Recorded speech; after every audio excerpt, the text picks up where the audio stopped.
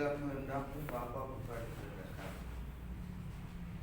Ajar kami menghitung hari-hari kami sedemikian, agar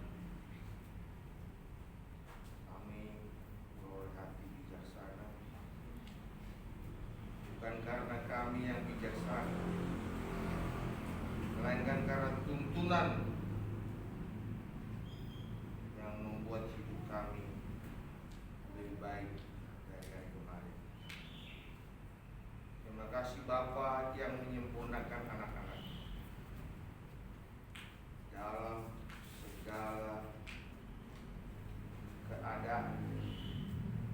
Kau turut bekerja mendatangkan kebaikan bagi anak-anak, dan firman-Mu yang meneguhkan, menopang, menuntun, bahkan membawa buah kebenaran dalam hidup kami. Berbicaralah Bapa, kami mau berdiamkan, dan kami mau belajar melakukan apa yang Engkau mau dalam hidup kami. Dalam nama Tuhan Yesus Kristus kami berdoa. Amin. Amin.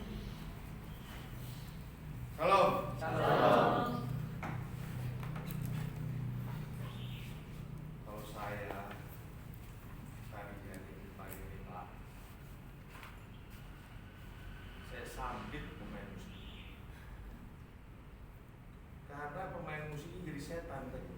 Suara Bapak udah bagus, tapi dia bikin kacau.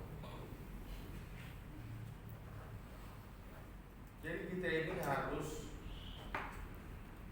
tahu diri. Harus tahu diri. Kalau kau nggak pas kuncinya, lebih baik kau diam. Jangan kau gerakkan tanganmu, nanti kau patah jarimu. Saya dulu kejam Pak.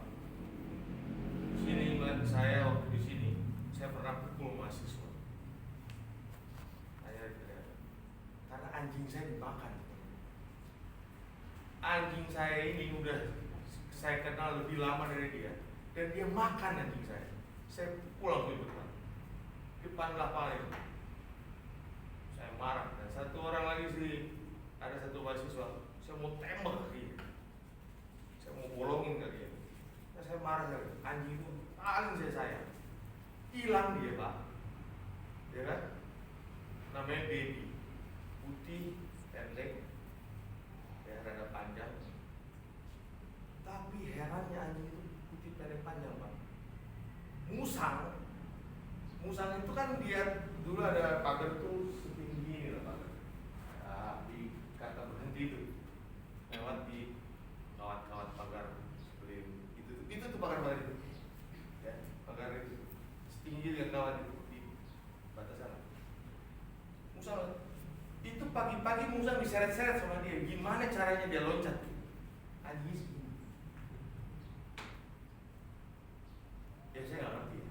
Kadang-kadang hal-hal yang tak terjelaskan itu ada di dalam diri. Dan memang firman Tuhan hari ini juga bicara mengenai hal-hal yang tak terjelaskan. Makanya saya berikan tema adalah seniman petani.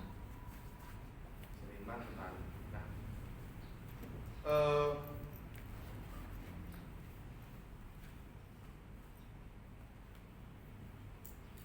saya bersyukur Tuhan baik. Sebenarnya saya kemarin hampir memutuskan tidak mau lagi pelayanan.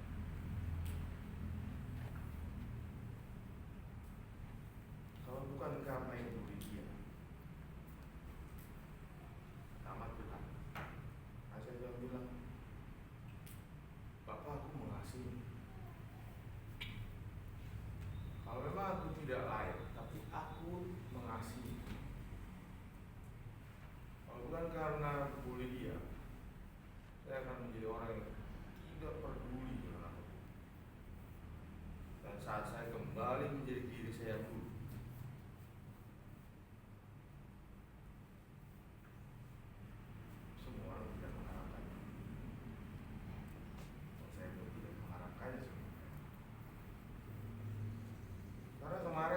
lihat bahwa saya banyak diam di mereka.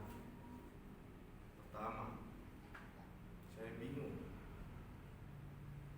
kenapa mereka masuk semua memakai stola, saya tidak.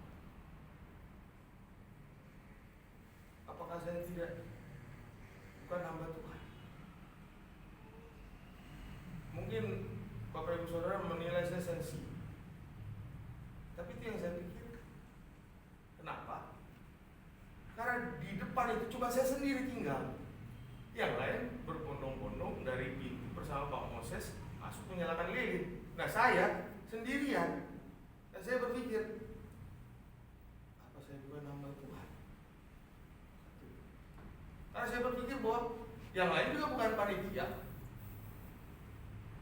Kenapa saya tidak ada di dalam barisan itu? Sensitivitas yang mungkin Bapak Ibu pikirkan, silahkan dalam persepsi. Tapi saya merasa seperti itu. Kemudian saya diam, ya kan? Terus setelah saya lihat keliling kanan kiri, kok semua pakai stola, saya enggak.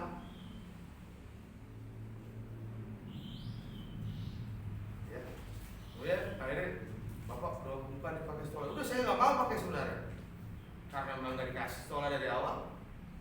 Ya, pas perjamuan kudus lah saya terpukul sekali. Kok semua maju melayani perjamuan, kok saya sendirian lagi. Terakhir saya cuma bilang sama Bapak pas dia berdoa, apa saya tidak layak melayani Tuhan?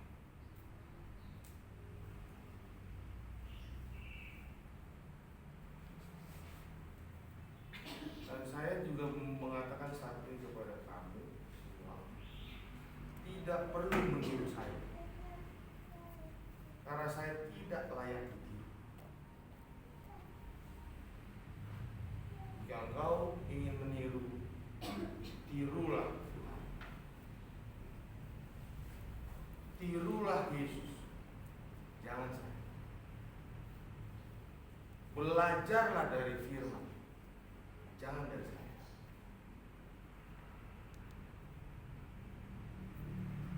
Karena saya bukan orang baik. Kalau Bapak bilang kan pertemuan ya, pertemuan yang indah, pertemuan kami juga indah. Pertemuan Pak Enos tadi saya pikir di restoran, karena ibu itu suka makan. Saya sekarang nanya ibu itu selalu rekomendasi makanan aja, karena dia tahu semua makanan yang enak. Saya bilang sama istri saya, setelah kami ketemu dan saya mengutarakan ingin menikah, saya bilang, kamu menikah dengan sampah. Saya bilang, bahwa saya sampah. Kalau kamu menikah dengan sampah. Dan Tuhan dia mau menikah sama sampah ini. Bapak Ibu Saudara yang kasih Tuhan, seniman petani. Kita baca firman Tuhan dalam Yesaya 28 ayat 23 sampai 29. Yesaya 28 ayat 23 sampai 29. Saya rindu benar-benar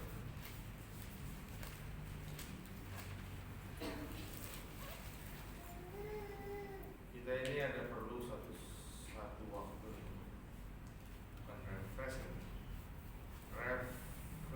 atau retreat.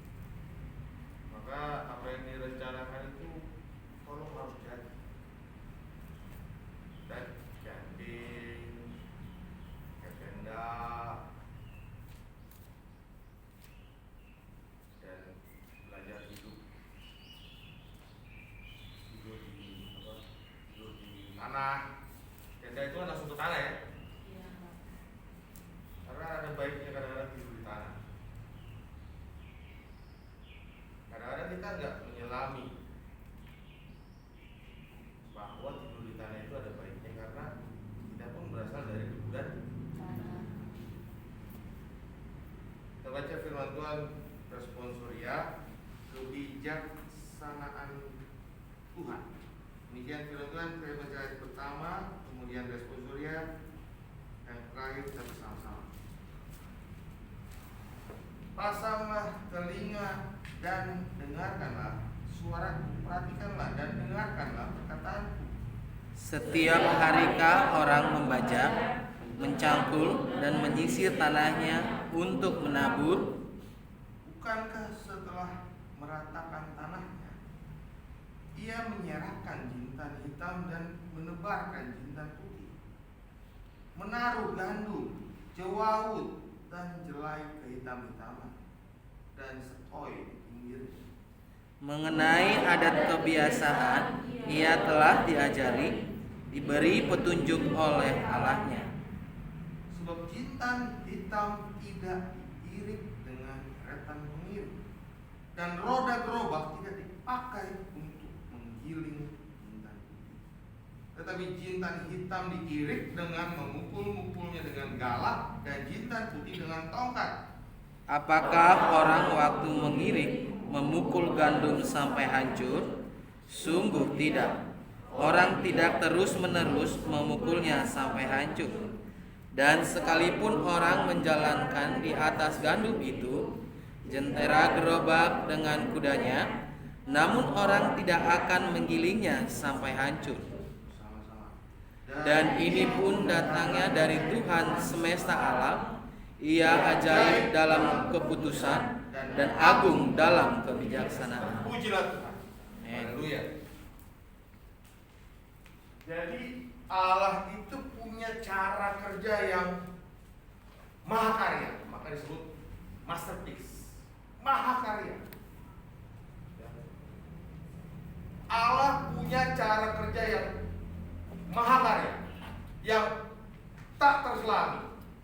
Namun kita harus merendahkan diri untuk mengetahui maksud dan tujuan Allah.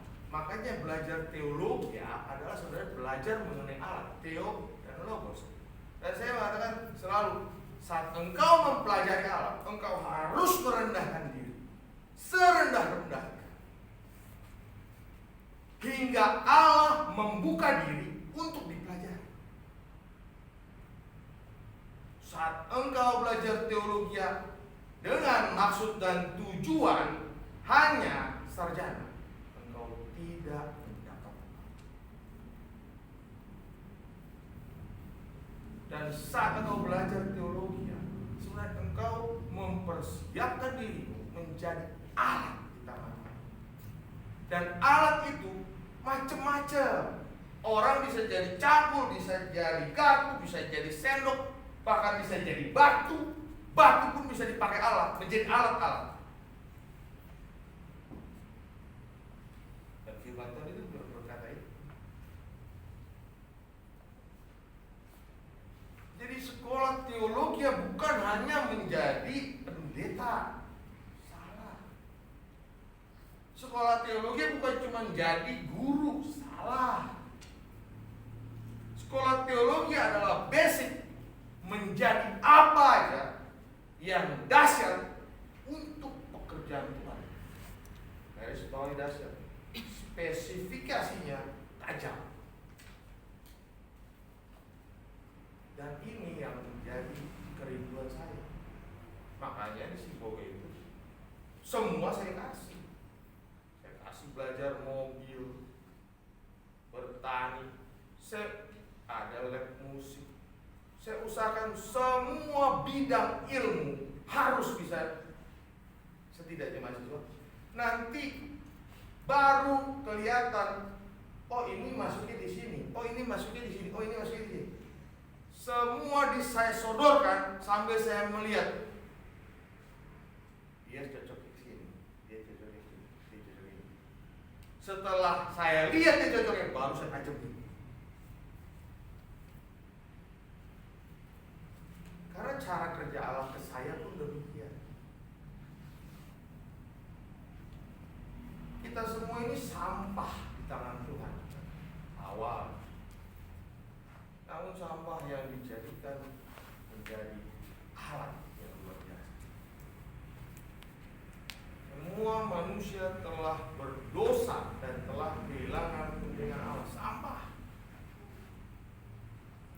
Dari debu tanah yang handmade, semua diciptakan oleh firman. Hanya kita yang handmade. Namun waktu manusia jatuh dalam dosa, kita jadi sampah. Namun sampah ini sangat dicintai Tuhan, sehingga Ia sendiri datang ke dunia untuk mengambil sampah ini dan dijadikan ini bukan sampah ini emas, ini berlian, ini kesayangan. Jadi kita ini semua disayang Tuhan. Oleh sebab itu kita harus menyadari bahwa jangan lupa bahwa profesi kita ini penuh dengan tantangan yang bersandiwara. Contoh, kayak tadi. Dari pulau dan benua, lirik kanan, lirik kiri, ya kan? Seakan-akan udah gayaku udah bener kan? Tampil apa adanya diri. Jangan berusaha ingin dilihat orang bagus, tapi biarlah semua itu biar dilihat Tuhan aja. Yang kau tampil apa adanya. Jangan kamu tampil karena engkau ingin membuktikan engkau hebat. Well, itu adalah dasar dari hancurnya pelayanan. Kalau engkau nanti pergi di gereja GBI, saya langsung aja sebut GBI, dan orang bisa bahasa roh, engkau tidak perlu bisa bahasa roh, meskipun disuruh. Karena bahasa roh itu hanya satu dari sekian banyak karunia. Engkau bisa yang lain dan minta sama Tuhan. Aku minta untuk melayanimu apa yang kau berikan. Apakah itu campur skop, apakah itu bahasa roh atau karunia menafsirkan bahasa roh atau bernubuat atau banyak hal. Atau jangan-jangan kamu Yusuf dari Arimatea, kau punya karunia memberi.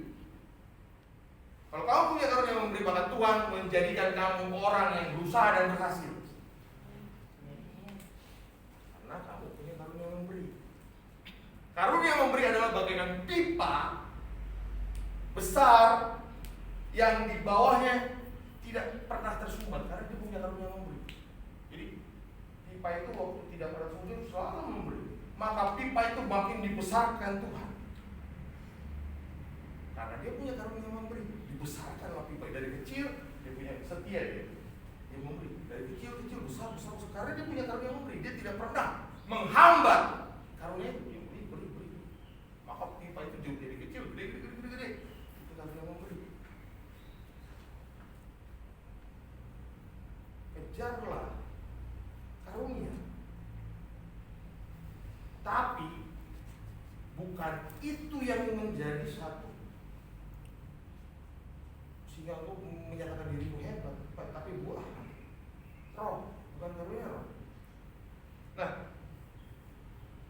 Allah punya cara kerja yang luar biasa dalam hidup. Kondisi kemarin saya menyikapinya positif. Saya tidak marah sama panitia.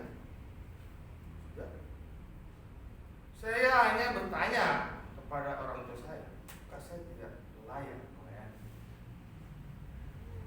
Dan saya ditegur seperti itu, ditegur Tuhan. Saya anggap Tuhan kau menegur, kau bukan hamba yang layak melayani, tapi aku mengasihi. Aku minta maaf atas semua kesalahan. Aku minta maaf atas ketidakpuasan diri. Tapi aku berjanji, aku tidak menyakiti engkau di dalam pekerjaan. Ini hanya masalah diriku sendiri. Dan memang Tuhan menjawab saya.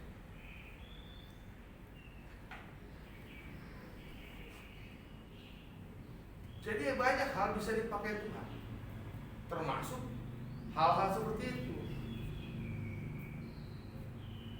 Jalanmu tak terselami oleh setiap hati kami, namun satu hal ku percaya, ada rencana yang indah. Jadi kalau hari-hari dalam hidup kita sampai hari ini Anda ada masalah, memang kadang-kadang masalah itu kalau engkau tidak diam dekat Tuhan atau bahkan mengandalkan pikiranmu sendiri, engkau akan mempersepsikannya dalam persepsimu. Betul. Kalau saya kemarin mempersepsikan dalam persepsi saya marah sama panitia.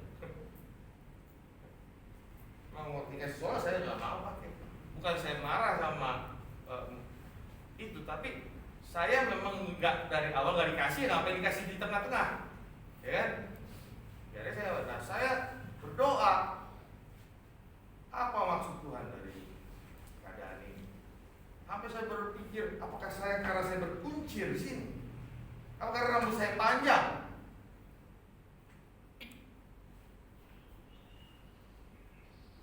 Dan dalam segala hal, ingat, iblis juga punya peranan. Iblis hadir di ruangan ini. Jadi di gereja bukan jangan berpikir kok iblis gak hadir. Iblis hadir, berusaha membelokkan firman Tuhan, hadir. Makanya orang mendengarkan firman Tuhan harus dalam tuntunan Roh Kudus.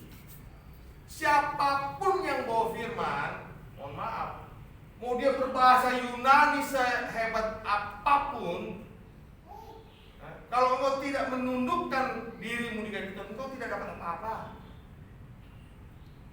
Dan kalau dia membawa firman pun membosankan nih dengan gayanya. Tapi kalau di dalam Tuhan, betul-betul di dalam Tuhan, engkau bisa dapat banyak hal. Meskipun dia ngomong ngaco-ngaco, tapi kalau kau di dalam Tuhan, kau dapat banyak hal. Karena Tuhan punya cara kerja yang luar biasa. Amin. Amin. Iya. Saya bukan mau menjelekkan Pak Moses, Pak Bernike, kalau mau firman, saya nggak ngerti ngomong apa, jujur aja. Tapi saya banyak mendapatkan firman Tuhan meskipun saya nggak ngerti. Kenapa? Saya berusaha, Roh Kudus tuntun saya mau dengarkan apa yang kau mau, bukan mendengar hanya dari Bernike atau Pak Moses bicara. Halo? Jadi waktu saya berbicara menyampaikan pesan Tuhan,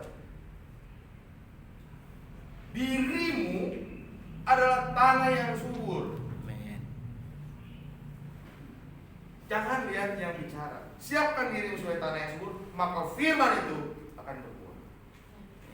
Siapapun yang berbicara, meskipun dia membosankan. Tapi kalau dirimu tidak menjadi tanah yang subur, sehebat apapun yang bicara pun, setiap tahun kau pun tidak mendapat apa-apa.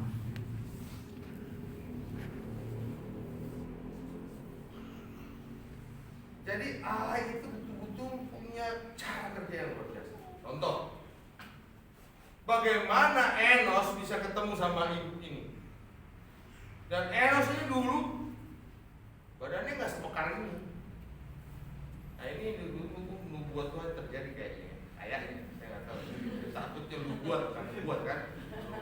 Nah, bab engkau kan mengembang kanan ke kiri, ya kan?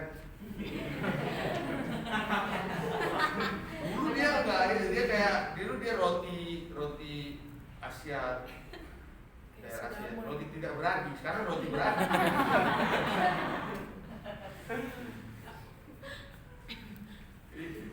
Ibu berani, Bu, makanan apa ini Bu Pres? bagi rame-rame, ya kan? Saya cobain, enak banget. Pantes aja Eno segede gini badannya. Lemaknya banyak bener tuh babi. Jangan sering-sering tuh Pak. Kolesterol bahaya itu.